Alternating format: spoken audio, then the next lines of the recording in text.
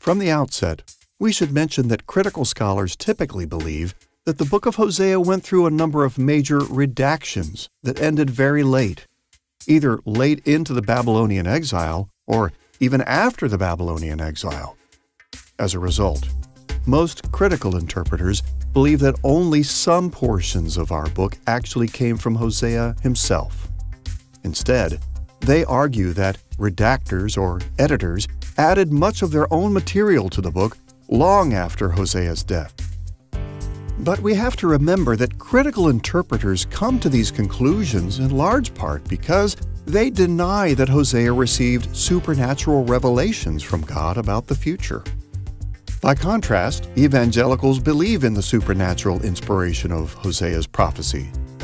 So, we affirm that the entire book of Hosea actually represents what Hosea himself received from God. And for this reason, evangelicals usually settle on a much earlier date for the book's completion.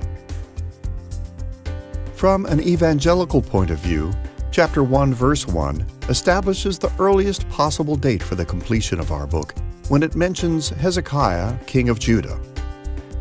It's obvious that Hezekiah would not have been included in this list of kings had he not already been king by the time our book was written.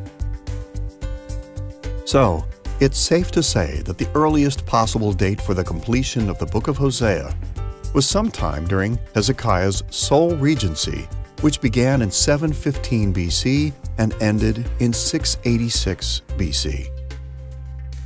We can't be absolutely sure as to when Hosea finally composed his book or brought it to its final form as we now have it in the Bible. But there is an event in Hosea's life, toward the end of his life, in fact, during the reign of the last king under whom he served, and that king's name was Hezekiah. Now, Hezekiah is known for all kinds of things, but in biblical history, perhaps the most important thing or the most noted thing that he experienced was the invasion of the Assyrian Sennacherib. Sennacherib literally destroyed Judah. People ran for their lives. You can read about it in Micah chapter 1, the devastation that he brought to the land of Judah.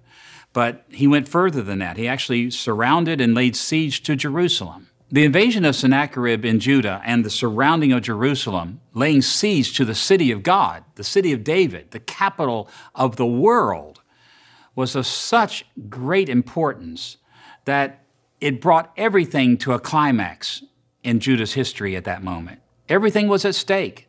Was Jerusalem going to fall? Well, Isaiah prophesied during that time, and Hosea probably wrote his book during that time as well. Because the last king that's mentioned in the book of Hosea at the very first verse, chapter 1, verse 1, is Hezekiah.